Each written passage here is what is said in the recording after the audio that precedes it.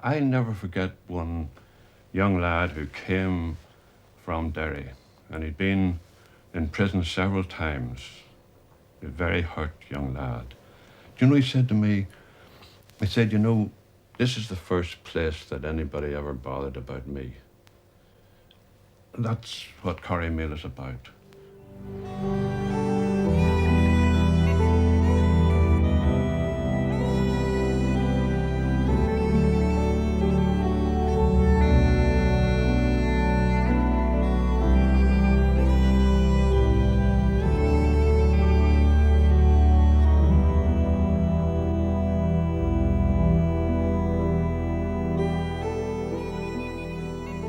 I remember the day it was open, making a simple speech, and I said, Corrymeela is to be the open village, open to all people, men and women of goodwill who are willing to meet together, to talk together, to pray together, and to work for the good of the whole. I always feel there's a very healing atmosphere about this place, and you can see that in groups that come from areas of violence. You can almost watch them beginning to relax when they get into that atmosphere.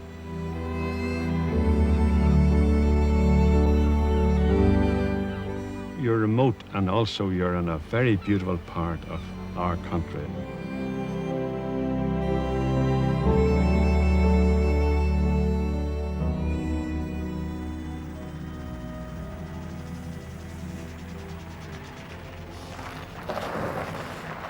Corrymeela is more than a place, a retreat from the Troubles. It's a Christian community of 160 members living throughout Northern Ireland and further afield, who share a common commitment to work for reconciliation and peace. I'm coming to you today as a Palestinian, but also as a Christian, but not least as an Arab, and also as an Israeli citizen or a citizen of Israel. Can you believe that all can be one identity? Speaking at Corrymeela, Father Elias Shakur from Galilee, whose experience of war motivates his work to overcome fear and division in the Middle East. Corrymeela is part of the community of the Cross of Nails, based in Coventry. It links centres of reconciliation throughout the world. Its inspiration arose from the suffering of the last war, when an air raid caused massive loss of life and left the city and its cathedral in ruins. 14th century nails from the rubble have become a symbol of hope. Ray Davy's life was turned around when, as a prisoner of war, he witnessed the bombing of Dresden. He returned to Belfast to work for peace, which for him was not just the avoidance of war, but helping Northern Ireland become a community built on mutual respect and the participation of all. Ray was brought up in Dunmurry, at that time a quiet village 5 miles from Belfast City, with its own distinct, tightly knit community. He was a son of the manse, Ray's father having worked his way up from a humble farming background to university and the Presbyterian ministry. As a boy, Ray heard visitors to the manse discussing the theology of a distant relative, Professor Ernest Davy, who was charged with heresy, but found not guilty.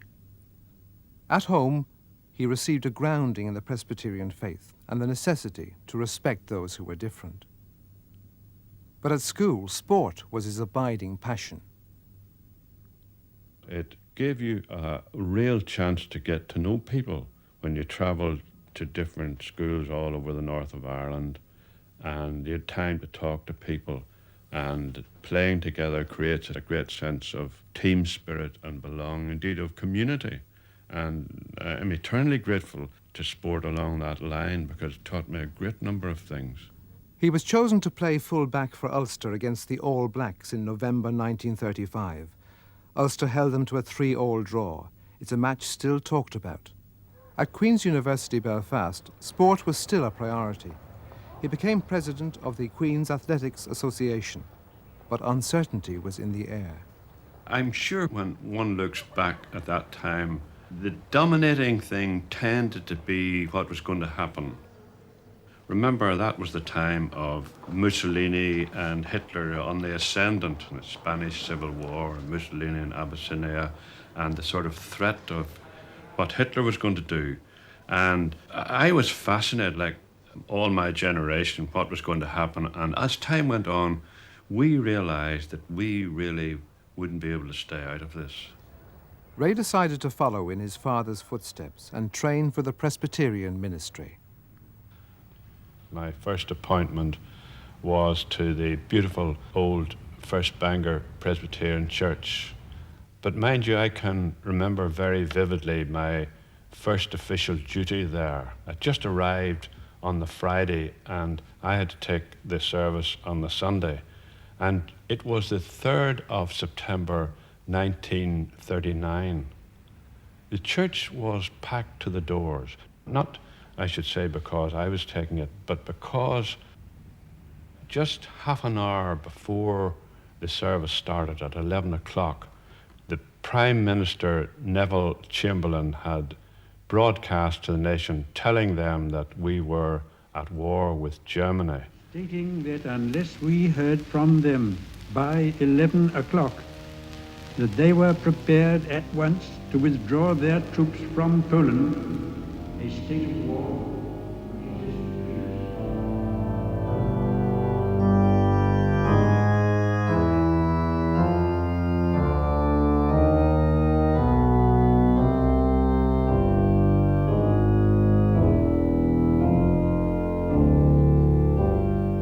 You can realize what the atmosphere was, the emotions, the feelings, the anxiety, the fears of all the people. The old people had vivid memories of the casualty lists and the sufferings that they had gone through in the First World War. The young people, on the other hand, were very nonplussed. They'd never had an experience like this before. So for everyone there, it was a very emotive occasion. Ray Davy had a dilemma. What was he going to do in the war? His solution was to volunteer as a field worker with the YMCA. He set sail down the Clyde on the Oronsay as part of a 10-ship convoy. They had hardly met open water when an enemy plane made contact. We were very fortunate, as it turned out, that the bomb couldn't have missed the boat more narrowly, but it exploded in the waterline and it blew a hole on the side of the liner, the Oronsay. And it machine-gunned the decks, and we understood that some 10 to 12 soldiers lost their lives, which was very sad. 5 weeks later, Ray re-embarked from Liverpool, this time on the Andes built in Belfast, and arrived safely in North Africa to begin his work. We were commissioned by the YMCA to meet the spiritual, the educational and the social needs of the troops as far as possible. I was assigned to go up from Alexandria into the Western Desert.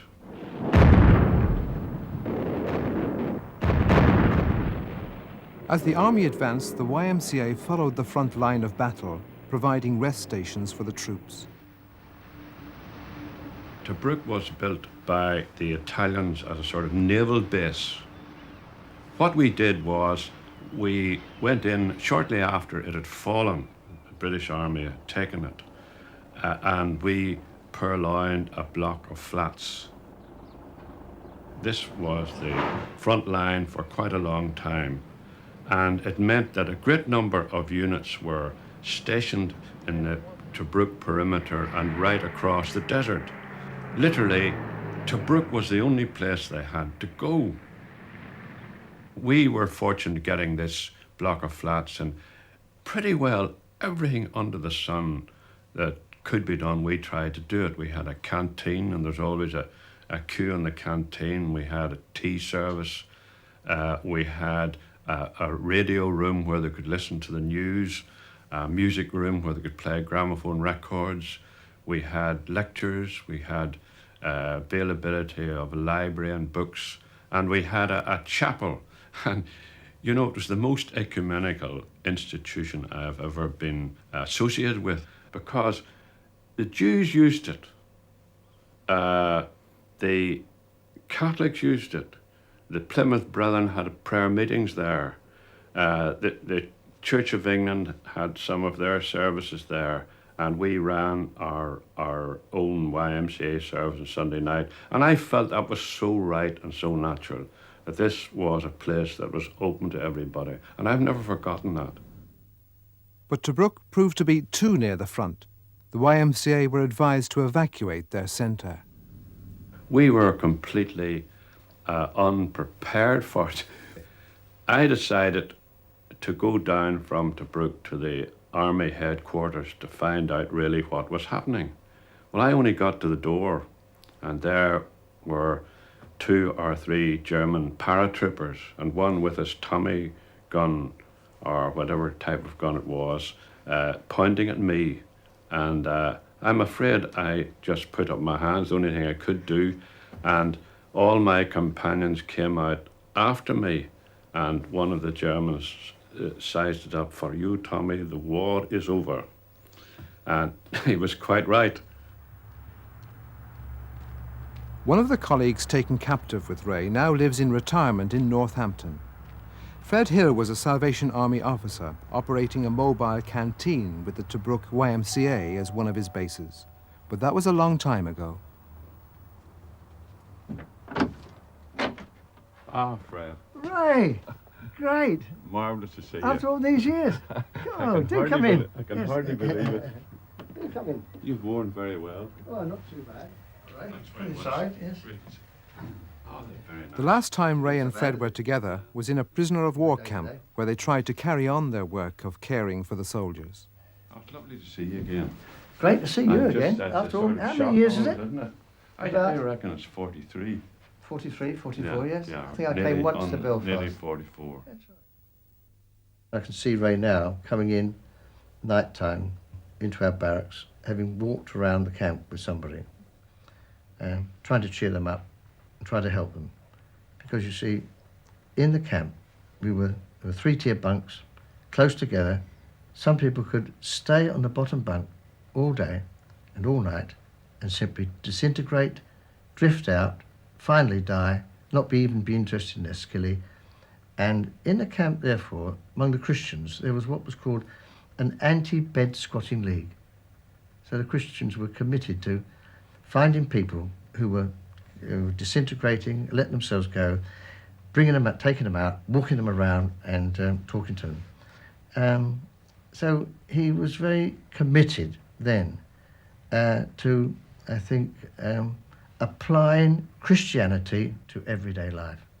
So I always had a feeling that the seeds of Corrymeela were sown there.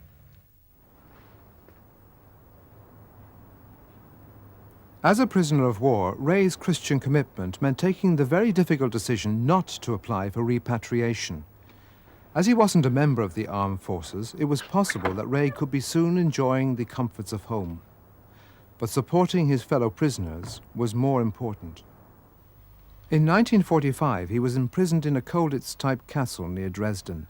He was allowed to act as an area chaplain. I travelled round all these different work camps in Dresden with my guard, and I was given permission to do a trip for 10 days, and it finished on the 13th. And I said to my guard, I said, look, I'm far more use here, because a lot of prisoners come in with frostbite and all sorts of things, than going back to the 15 miles to our castle, our headquarters. And he said, orders are orders, we must go back. So we left Dresden on the train round about 2 o'clock, and it was that night that the raid came and I was back in the castle. Dresden was bloated with refugees. Dresden was about the size of Belfast, 500,000 plus, and probably 300,000 more people. And I don't mind saying that I was shaking in my bed with the great armada of planes that seemed to be came right across the roof with terrific noise, and the German guards began to shout to make sure everybody got down, and the sky filled up. It was like some horrible apocalyptic dream. Those heavy bombs broke the crust, as it were, and then the incendiary bombs started thousands and thousands of fires, and then they all combined in a great massive conflagration. And do you know what? The temperature rose from normal to 800 to 1,000 degrees centigrade. And that meant that there was a terrific suction. The cold air was drawn in with a terrific force, and it meant that anyone round the city was sucked into that. And again, it was apocalyptic. You couldn't write a worse horror story of a mother going along with her child, vainly trying to get away from the bombing and being sucked back in again. And that was the story of a great number of people. To realise that in that city, about the size of Belfast, no one knows the exact number. Some people would say it was 300,000, some would say it's much less. But it must have been 70 or 80,000 people had lost their lives. To see the human side of that, to see streets and streets and streets flattened, that is something that will always be in my psyche, that seeing that, and the devastation of modern war and what it cost in human terms. It had taken 4 months for the news of Ray's capture to reach home. He was allowed to write 1 card a week and an occasional letter. Kathleen Burrows received more than her share. The war had parted them. She was now the leader of a community centre in Edinburgh. The letters were a lifeline. The trouble was they often got rather mixed up, and I remember, I should say, before we went away, we weren't engaged, and our romance sort of developed through the years. And I remember writing, I suppose it was a proposal to Kathleen, and apparently she got it the wrong way round, and the first letter I had was from my mother-in-law congratulating me on being engaged to her daughter. At the end of the war, Ray's camp had to make a long trek across Germany to find the Allied troops. There were 6 days when there was totally no news of any kind of what had happened to him. And naturally, my imagination feared the worst, and yet the uncertainty was almost more unbearable than knowing the worst. You can imagine what it was like when VE Day actually did occur, how absolutely doleful I felt. People were dancing up and down, but it was a very mock rejoicing on my part. Well, when I arrived in Brussels, we were kept there for a couple of days. I remember very well because they gave us money, and I had to spend money for 5 years and didn't know how to spend this money, and gave us new uniforms, and then they flew us into England. And then Kathleen was up in Edinburgh and working at a youth centre there. I remember the first phone call. The authorities said we could speak as long as we liked, but when it came to the point with very little to say. And I lifted the receiver, and it was Ray. And we said hello to each other. And then followed 20 minutes when neither of us could utter. We just had no words would come.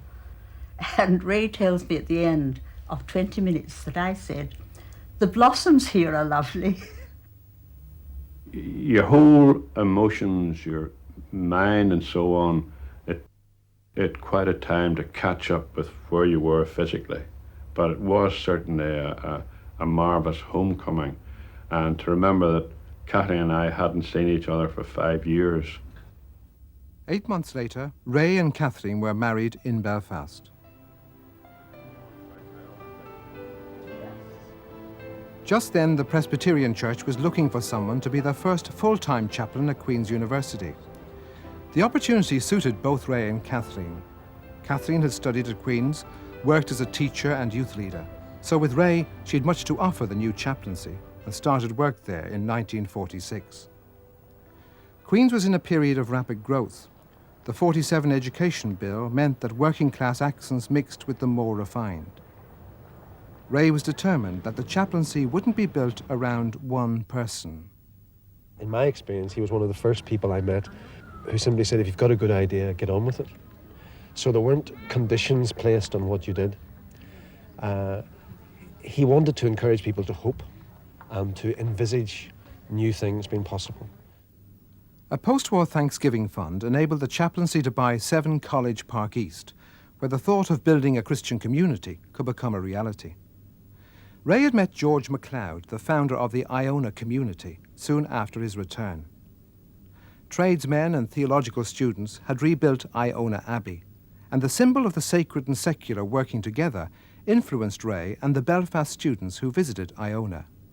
When we thought about that and we thought about what they were doing, we began to see what its impact was or its meaning for us here in Ireland, and what we were trying to do to be some kind of an impulse or a symbol of how to put together Northern Ireland society in some new way.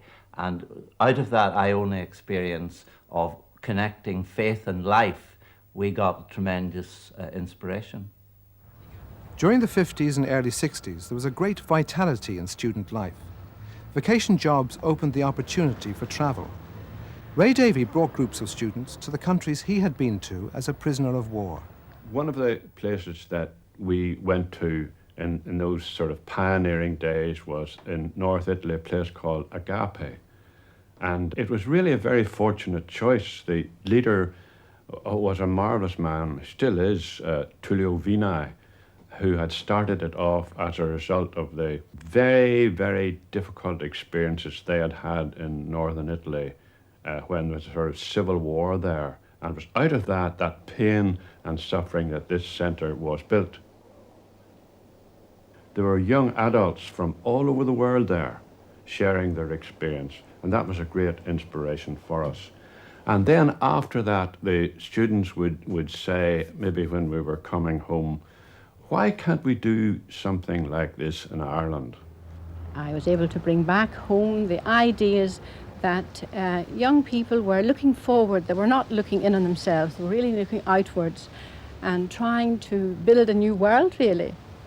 And we had such pleasure in telling the other students when we returned about our visit, and telling them that this was something that all of them should try to do. Quite a number of young people were interested, and it was very much the same idea of having a community, a Christian community here in Northern Ireland that would seek to move out to link the gospel with the realities of the 20th century, with the realities in our broken community, and not merely sweep them under the carpet. And those were the seminal ideas that came together when we decided to move ahead and try and do something here in Northern Ireland. There followed months of discussions in the chaplaincy's new centre. How would a Christian community involving Protestants and Roman Catholics take shape in Northern Ireland? The students' commitment to the idea came to the test when a building which had been used as a Christian holiday centre came on the market. Built in 1932, the wooden structure was pretty run down. It was situated 1 mile from Ballycastle on the North Antrim coast. Ray knew Ballycastle well. It was there he had first met Kathleen. His family were regular visitors to Ballycastle for holidays. Oh, good morning. Good to see How you. are you? What about you? Oh, not too bad at all. You up at Corrymeela again? Yes. Big You crowd. put on great weather for us. Oh, marvellous. This was to be the way forward. The student group decided to make an offer. It was in a lovely part of the coast. It already had accommodation for 60 or 70 people, and we had no money, so it was a great start to have. And it also had the advantage of being a marvellously quiet place, a healing place where people could relax, and all these things made it for us a very suitable place. And when you think that we were able to purchase the whole place for, well, about £8,000, it was a very good beginning. That was a lot of money then, and all of us went out and tried to raise the money, and we got it just in time. And I was lucky enough to be one of the first 6 people who came to Corrymeela, and we found a very dilapidated green building. We moved in and found there were no beds, a few chairs, a 3-legged table, and mice running around the kitchen, and an old wooden sink. The loos weren't working. There was no water. We had to go up to the local farm to carry water down and go behind the bushes and turns. And when the first lot of work campers arrived, we had great fun saying to them as they came through the door, you know, you'll have to make your own beds. And they would say, rather surprised, well, okay, that's fine, where are the sheets? And we would say, no, here's the hammer and the nails, and you'll find the wood down in the next room there. We were all involved in doing everything. We cooked the breakfast, and we set up the worship, and we arranged the programme, and everybody was involved in the whole life of the community at that time. The dedication ceremony was something that I'll never forget. The thing that always lives in my mind is the marvellous procession we had of work campers coming up the hill that leads up here, and carrying their buckets and their spades and their paintbrushes and their hammers, and looking the part, and it seems to me that made it a very living, not a stuffy occasion. The opening ceremony was performed by the founder of the Agape community in northern Italy, Tullio Vini. We all know that there are people who would welcome division in Ulster. But Terence O'Neill, Northern Ireland's Prime Minister, took part in Corrymeela's first public event called Community 1966. O'Neill met with considerable opposition. There were fears that he was selling out to Dublin. There was opposition to Corrymeela holding a political conference marking the 50th anniversary of the Dublin Rising. This was opening the way to an untried path which the protesters had no wish to travel. I always knew when I accepted the invitation to come and speak at Corrymeela that there would be trouble, and there was some. I remember well that long drive up to Corrymeela with Protestant extremists holding their banners up, and some of them bashing the car as they went by. Terence O'Neill came and made one of his great speeches about a great plea for better community relationships, whether you come from Finneher or the Falls. Well, I don't know that there was anything different from what my whole premiership was concerned with, and that was to try and get improved relations between Protestants and Catholics in Northern Ireland, and improved relations between Northern Ireland and Southern Ireland. Those were my 2 main objectives, and Corrymeela fitted into that very nicely. It's very important to show people that the Christian message we are trying to put across here is to be expressed not just in narrow spiritual terms, but in social and political terms. And I think that conference in 1966 did that. We didn't have wealth or grants or anything else in those days. We had to make our own way, and that meant that we had to start having work camps. And work camps meant that quite a large core of young people and some people not so young came down here and worked, and they worked very hard putting the site in order. And to do that meant that they got a real interest in what Corrymeela was about, and they began to feel that this is our place. And that, in a very important sense, created a community.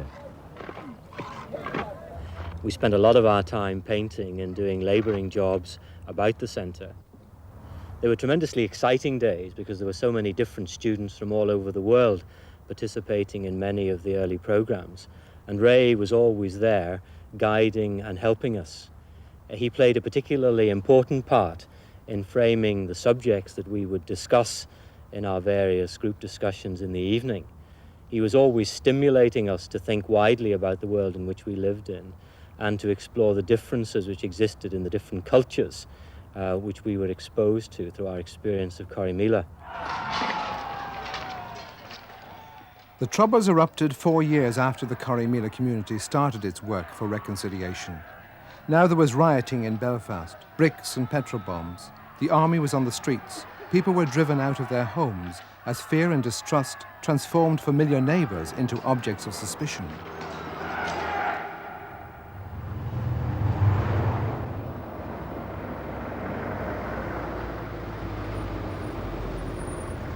With the introduction of internment without trial, streets where children played were now a battleground between rioters and the army. Families whose homes had been engulfed by the violence had to move out. You could go right around there, and you were the other side of that, right? Yeah. Many a time I remember that. This is the point here where I came out with the children. Yeah. Right down.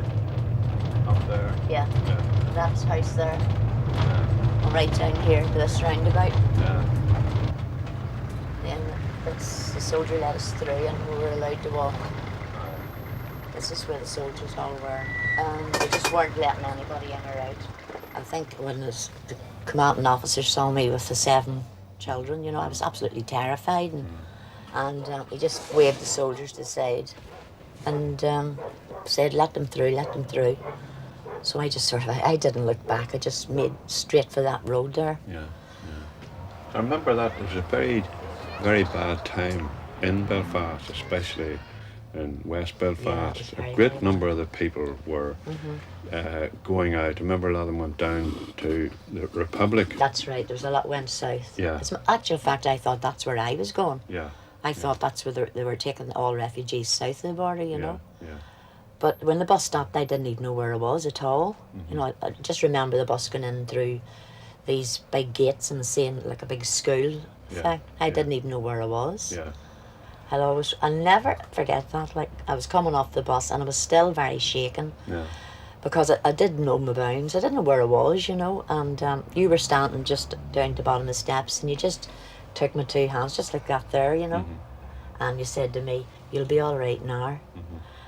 And I really felt such a sense of relief, you know. And everybody was so friendly and so caring, you know. And the children just sort of disappeared out of my sight altogether, you know. And it was great to be able to sit and talk and be relaxed, you know, and not think that there was going to be any more trouble that night, or, you know. It was a really beautiful experience. And then Corrymeela, as you know, was an ongoing thing for me from then on.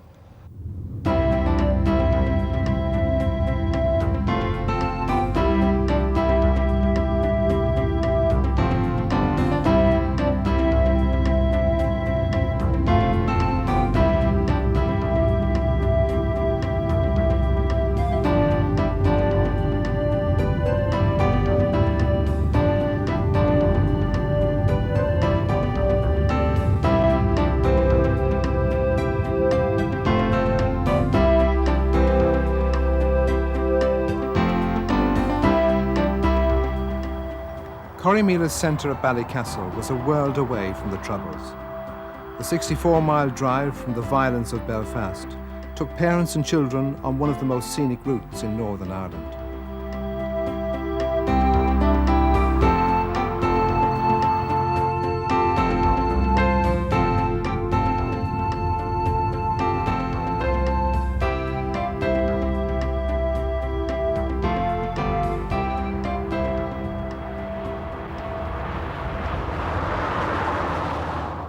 Very good to have you all here. I always enjoy talking about Corrymeela. In the early days, I think it restores my youth. Corrymeela wasn't a response to the violence.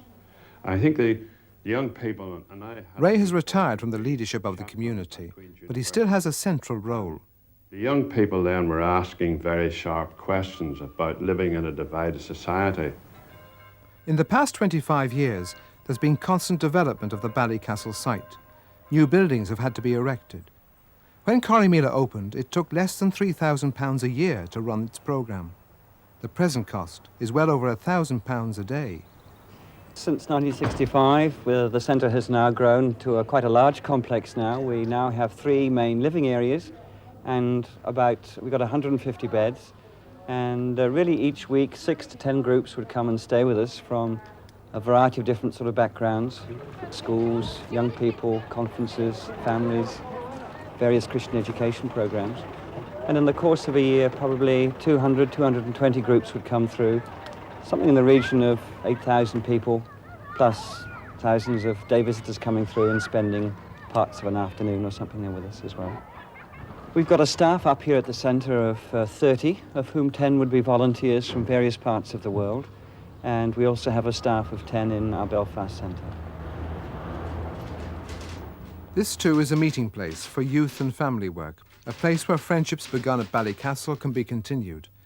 It's also the administrative centre for the community and provides accommodation for other voluntary groups.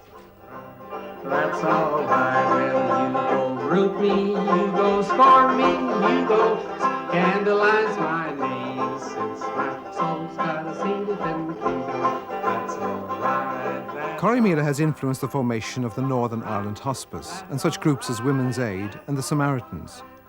There's been a deliberate policy not to build an empire around Corrymeela's concerns, but to encourage its members to cooperate with existing agencies. Down in the valley to pray, my soul got so happy that it stayed all day. Since my soul's got a seat within the kingdom, that's all right, that's all right, well, that's all right, that's all right, that's all right, that's all right. The theme workshops will be starting at 3:45.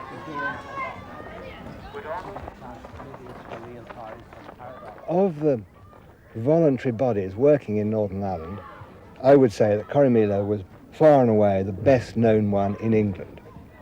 And this comes about for lots of reasons, partly because Coventry Cathedral was involved in raising the funds for one particular house here, partly because the Friends of Corrymeela in England have been extremely active and have raised a lot of money themselves, promoted visits, exchanges, conferences, and a host of other activities.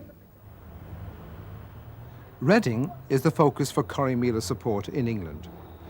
From an office at the back of this church hall, £2,500 each month are sent to the Belfast office. Corrymeela Link, as they call themselves, have 2 full-time workers, 1 part-time, and a host of volunteers. They keep the 18 Corrymeela support groups throughout Great Britain in touch with one another. Since 1975, they've contributed over £350,000, but fundraising is not their primary concern. They want to develop understanding and support of what Corrymeela stands for. Each year they circulate 30,000 churches with information about Corrymeela Sunday, when Christians throughout Great Britain, with the backing of church leaders, pray for peace in Northern Ireland and for the work of Corrymeela. The number of speaking engagements marks the extent of their commitment. We want freedom, freedom and peace. You cannot destroy our dream. We want freedom, freedom and peace. You cannot destroy our dream. A song from Black South Africa, sung by Swedish blondes at Corrymeela. Kantamas are regular visitors.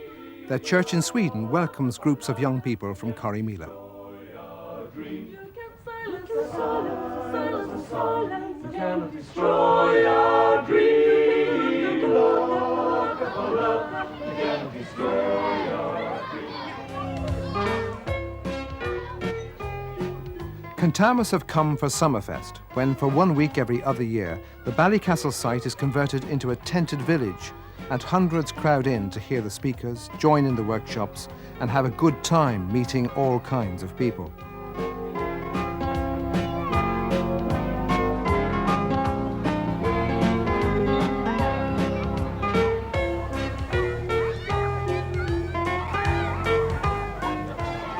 I think in many ways, Summerfest grew out of an experience which Ray Davey had of going to the Kirchentag in Germany and seeing this major festival, which they have every 2 years, much, much larger than Summerfest, but something which brought people from all the churches and all parts of society together to look at contemporary issues. And I think as Ray has so often done over the years, when he's experienced things in the broader world, he's raised the question, well, do we have something to learn from that? Could we perhaps use something of that experience in our own situation? Is there something that we ought to try in Ireland? This is a good opportunity for people from other countries to come and through Summerfest meet people from Northern Ireland, learn about many of the issues, as well as bring their own perspectives. So this time, I think there are some 60 people from England and Wales and perhaps 20 from Scotland. But then looking further afield, we've had small groups from Sweden, individuals from Finland and Norway and Denmark, from South Africa and New Zealand, quite a number of people from the United States, and very significantly a small group from the DDR, from East Germany. Corrymeela continues to host political conferences. Some unionist and nationalist politicians are willing to use this neutral venue for unofficial talks about how they see the future. The significance is not in the agreement reached, but in the fact that both sides join in the same conference, when officially their parties refuse to come around the table. I'd no idea there was so much in the Bible about poor. 300 references in the Old Testament alone. And it's the variety of words, there's 9 in the Old Testament. And the scale of it. Corrymeela's programme tackles the many divisions in society, but in Northern Ireland they have had to struggle with religious prejudice. The community, born in a Presbyterian chaplaincy, has deliberately broadened its membership. There's always been a Catholic involvement, and there's always been Catholic priests involved at different stages, at community events and working with people and leading events in Corrymeela. I would be the first Catholic priest to be on the staff, and I've been on the staff now for about nearly 6 years. And I find that gives me a great opportunity to meet and to work with both Protestant clergymen, lay Catholics and lay Protestant people. And I find that great, of great value to myself and my own thinking, my own life and work. Historically, that has been the case. Efforts have been made to involve Protestants of the evangelical tradition. I'm here at Corrymeela, and I'm happy to be involved in Corrymeela because I believe that evangelicals need to face the issues that Corrymeela are facing. Evangelicals need Corrymeela. But I do also believe that Corrymeela needs evangelicals. From 10 years ago, issues of poverty and violence and oppression were not connected to my faith. My faith was about something about a personal, individual God and a personal salvation and a personal relationship with that God. And part of my pilgrimage has to come to see that if my faith has got nothing to say about the violence in this country, then it's got nothing to say. Some evangelicals now quote Ray Davey, but others have doubts about whether Corrymeela is Christian enough. Is it any more than another social work agency? But Christian faith is central to its programme. It's often my job when I go to Corrymeela to conduct worship. We have it twice a day. And as I look around, I can see all sorts of different people. Maybe people have lost someone in the violence. Young people who are unemployed over the years. And many with different problems. And most of them knowing really very little about the church. Very vague ideas. How do you speak about the gospel to people like that in terms that they can understand? And I've always felt the only thing you can do, you tell them about the man who came from God and the sort of life that he lived, the things he did, his care for the underprivileged and hurt people, the publicans and sinners, and the outcasts, the prostitutes, people for whom society has very little time for, the time he spent with them. And then he faced the crucial issues. The Jewish leaders wanted to keep their religion just for a sort of spiritual elite. and no place for the outsider like the Samaritan. And one of his greatest stories was about the Good Samaritan. He made the Samaritan the hero of his story.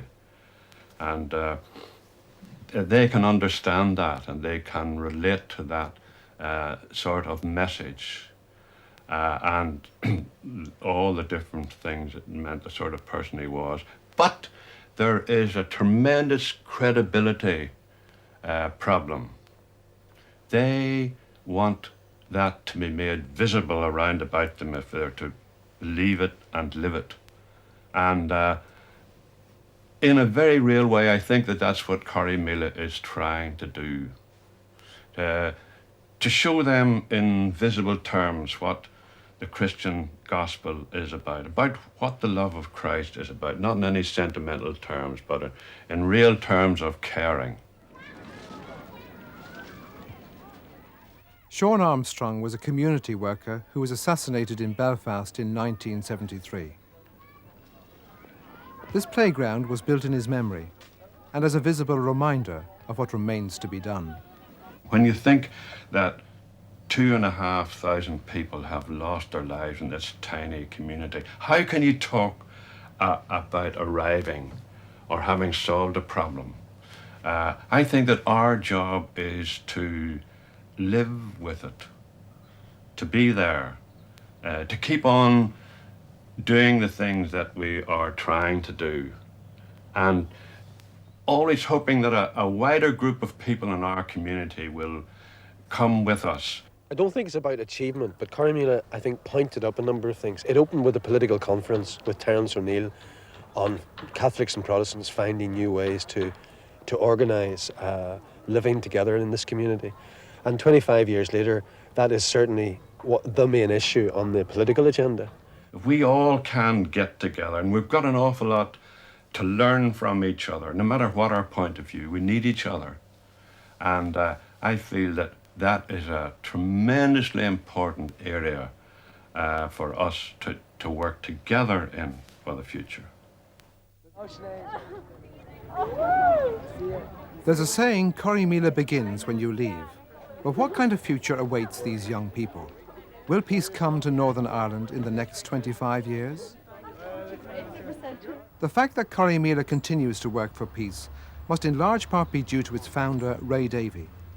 For those who know him, his worth isn't represented by the honorary degrees, the Man of the Year Award, the MBE and OBE, but as a person whose path to peace means affirming the worth of all. In 1946 he wrote, "Christian community, in spite of all its lamentable divisions and failures, is the only hope for the world." Ray Davey still follows that principle and commends it to others.